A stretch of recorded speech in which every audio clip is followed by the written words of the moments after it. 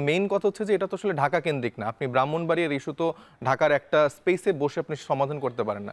সে এলাকার মানুষ যারা আসলে সে এলাকায় ভোট দেয়, সে এলাকায় বসবাস করে, নাগরিক সুবিধাগুলো সেখানে পায়, তাদের কোনো রকম মতামত ছাড়া আপনি যদি সেখানে সীমানা পুনর্নির্ধারণ করেন বা সিদ্ধান্ত নেন, সেক্ষেত্রে তো আমরা দেখতে পেয়েছি যে আতাউল্লাহ বা রুমিন ফারহান আপা এদের মধ্যে একরকম বিরোধ তৈরি হয়েছে।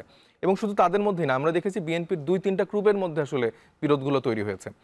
আর এই এখন নতুন করে যে ৩৯টি আসনের যে সীমানা পুনর্নির্ধারণ হচ্ছে, সেক্ষেত্রে আমরা এটাও একটু মানে নোটিস করেছি যে এখানে আসলে মানে বড় যে রাজনৈতিক দলটি আছে বিএনপির, তাদের আলাদা কিছু ইচ্ছার জায়গাও আসলে প্রতিফলিত হয়েছে।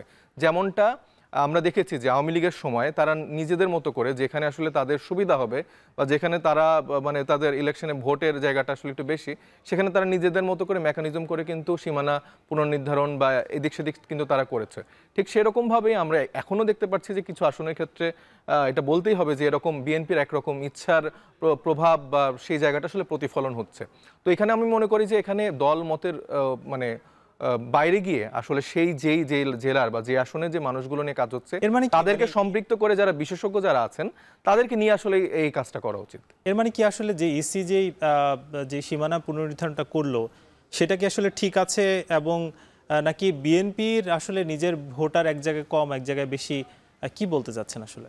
না না, আমি তো বললামই যে কিছু জায়গায় বিএনপির একরকম ইচ্ছা আকাঙ্ক্ষার বাস্তবায়ন আমরা দেখতে পাচ্ছি, এবং আমাদের বর্তমানে যে ইসিতে যারা কাজ করছেন তাদেরও আমরা দেখতে পাই যে আসলে বড় যে রাজনৈতিক দল বিএনপির তাদের হয়েই দেখা যাচ্ছে অ্যাডভোকেসি করছে, তাদের হয়েই আসলে তারা ফাংশন করার চেষ্টা করছে, যেটা আমি আসলে যদি রিসেন্ট পাস্টে কিছু উদাহরণটা নিয়ে আপনি বুঝতে পারবেন যে কেন এই কথাগুলো বলছি।